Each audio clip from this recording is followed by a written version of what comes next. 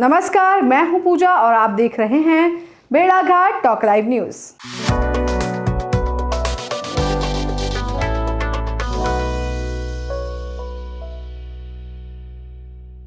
चुनावी साल में किसान मध्य प्रदेश और केंद्र सरकार के लिए आफत साबित हो सकते हैं। जबलपुर पहुंचे भारतीय किसान यूनियन के राष्ट्रीय प्रवक्ता राकेश टिकैत ने ऐलान किया है कि किसानों के मुद्दों पर फरवरी और मार्च में बड़ी पंचायतें होने वाली है, जिसमें तय किया जाएगा कि किसानों के मुद्दों पर किस तरह के आंदोलन का आगाज करना है। किसान नेता राकेश टिकैत ने कहा है कि मध्य प्रदेश में 24 फरवरी को रीवा में भी बड़ी पंचायत होगी, जिसमें प्रदेश में बड़े आंदोलन की रणनीति बनाई जाएगी। उन्होंने प्रदेश की शिवराज सरकार पर निशाना साधते हुए कहा कि प्रदेश में अवैध सरकार चल रही है।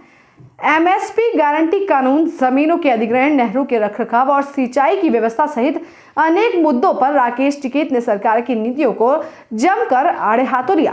राकेश टिकैत ने आरोप लगाया है कि किसानों की खरीदी के नाम पर फर्जी रजिस्ट्रेशन हो रहे हैं। राकेश टिकैत ने एक बार फिर साफ किया है कि एमएसपी गारंटी कानून से कम कोई समझौता नहीं किया जाएगा, क्योंकि जब तक देश में एमएसपी गारंटी कानून नहीं बनेगा तब तक किसानों का कोई फायदा नहीं होने वाला। उद्योगपति अडानी पर निशाना साधते हुए राकेश टिकैत ने कहा है कि देश में किसानों की जमीनें लेकर जिस तादाद में गोदामों का निर्माण हो रहा है, उससे किसानों का नुकसान होगा। मध्य प्रदेश में किसानों से हो रहे जमीनों के अधिग्रहण के मुद्दे पर भी किसान नेता राकेश टिकैत ने जमकर हमला बोला। उन्होंने कहा कि प्रदेश में किसानों की जमीनें लूटने का बड़ा षड्यंत्र चल रहा है। किसान को रेट कम दिया जा रहा है, जबकि सर्किल रेट का 4 गुना दिया जाना चाहिए। उन्होंने एक बार फिर साफ किया कि स्वामीनाथन कमेटी की रिपोर्ट जब तक लागू नहीं होगी तब तक किसानों का कोई फायदा नहीं है। लिहाजा किसानों के हितों को देखते हुए बड़े आंदोलन की रणनीति बनाई जा रही है। किसान नेता राकेश टिकैत ने देश में नागपुर की पॉलिसी चलने का भी खुलकर आरोप लगाया। उन्होंने कहा कि सरकारें जातिगत किसान संगठन बना के एजेंडे पर काम कर रही है, जो सिर्फ सरकार के इशारे पर काम करेंगे। हिंदू धर्मगुरुओं पर भी राकेश टिकैत ने अपना नजरिया साफ करते हुए हाल ही में चर्चाओं में आए बागेश्वर धाम के धीरेन्द्र शास्त्री पर भी हमला बोला। उन्होंने कहा है कि देश में बड़ी बड़ी समस्याएं हैं, लिहाजा ऐसे धर्मगुरु इन समस्याओं का हल बताए। सीबीआई और अदालतों में लंबे समय से मुकदमे लंबित पड़े हैं, ऐसे में धर्मगुरु इन मुकदमों को जल्द हल करवाएं। किसान नेता राकेश टिकैत ने 10 साल और 15 साल पुराने पेट्रोल और डीजल की गाड़ियों को चलन से बाहर करने के सरकार के फैसले को भी कटघरे में खड़ा कर दिया। उन्होंने कहा है कि इस तरह के फैसलों से किसान और आम लोगों की मुसीबतें बढ़ेंगी और उन्हें फिर जुर्माना तो भरना ही पड़ेगा, साथ ही उन्हें अपनी गाड़ियों से भी हाथ धोना पड़ेगा। भाई, जो सरकारें, जो पार्टी बनी हुई सरकार को तोड़ सकती है, वो चुनाव में क्या नहीं कर सकती। चुनाव में मुजफ्फरनगर में जहां से इनका उद्गम स्थल हुआ था, पहले इनके पास में 9 सीटें थी वहां पूरे शामली और उसमें 8 सीटें बीजेपी के पास में थी, 1 सीटें विपक्ष के पास में थी। आज 8 सीट विपक्ष के पास में, 1 बीजेपी के पास में है। तो यही पूरे देश का माहौल है। इनको वोट कोई नहीं दे रहा, ये चीटिंग करते हैं, गुंडागर्दी है, तलवार की ताकत पे राज करते हैं। यहाँ किसी ने कोई केस रजिस्टर करवाया, मध्य प्रदेश की बनी हुई सरकारों को तोड़ा ताकत से, उनको डरा के, उनको धमका के, उनको अपने पक्ष में करा। तो जब विधायकों को ये तोड़ सकते हैं तो आम लोगों के साथ में ये क्या करते होंगे। वहाँ पे इनको वोट किसी ने नहीं दी, 100 से ज़्यादा इनकी सीटें वहाँ नहीं आई।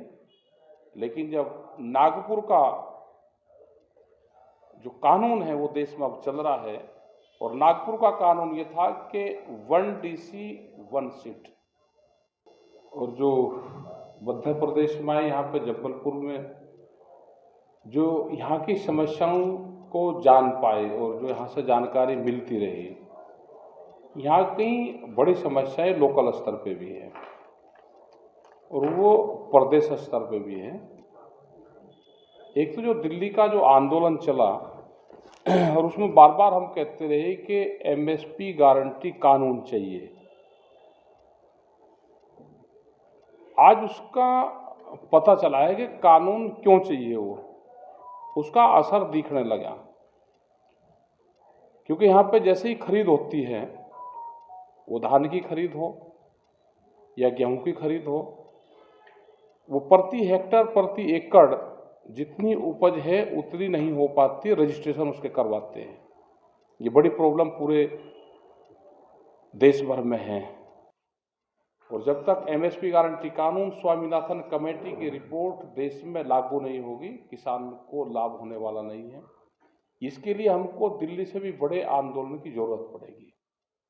उसके लिए पूरा देश तैयार है, अलग अलग इशू पर तैयार है। नौजवान अपने बेरोजगारी के लिए तैयार रहेगा।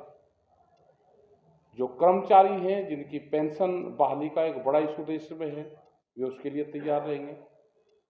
जो संस्थाएं हमारी हैं, जो बड़ी बड़ी संस्थाएं बेची जा रही है, उनके कर्मचारी हैं, वे तैयार रहेंगे। वो चाहे डिफेंस का सामान बनाने वाली कंपनियां हों, ऑर्डिनेंस फैक्ट्रियां आपके यहाँ पे भी हैं, तो धीरे धीरे प्राइवेट उसकी तरफ ये जा रहे हैं पीपीपी मॉडल पे। पहले इनको पीपीपी मॉडल पे देंगे, उसके बाद में पूरी जमीन और ये जमीन का बेचने का काम होगा। सरकार भी इसको बढ़ावा देने की बात कर रही है। सरकार कौन सी चीज को बढ़ावा दे रही? सरकार जीएम फसलों को भी बढ़ावा दे रही और नेचुरल फार्मिंग को भी। एक ही ऑफिस में बैठ के दो विचारधारा भारत सरकार लेकर आ रही है, तो भारत सरकार पहले ही स्पष्ट करे कि वो कौन सी विचारधारा पर चलना चाहती है। हम तो जीएम उसके भी खिलाफ हैं। ये हमारा 9 तारीख में जीएम मस्टर्ड के खिलाफ भी हमारा हो रहेगा और हम इसके भी खिलाफ है। हम जो फर्टिलाइजर यूज होता है, हम तो इसके भी खिलाफ हैं। सरकार लेकर तो आए ना, खाद्यान्न भी कैसे आपूर्ति करेगी। और सरकार हमको नेचुरल फार्मिंग की तरफ, तो किसान था तो ये फर्टिलाइजर हमको दिया किसने? और सरकार सारी चीज़ों को बढ़ावा दे रही। सरकार तो इससे भी 2 कदम आगे चली गई। जो जीएम फसलों को बढ़ावा दे रही, वहाँ से परमिशन उनकी दे रही और ये कर रही कि नहीं, ये जरूरी आना है। एक तरफ वो नेचुरल फार्मिंग की बात करती है, दूसरी तरफ जीएम क्रॉप्स की बात करती है, जेनेटिकली मॉडिफाइड सीड की बात करती है। तो सरकार देश की जनता को धोखा देने का काम कर रही है। Bureau report.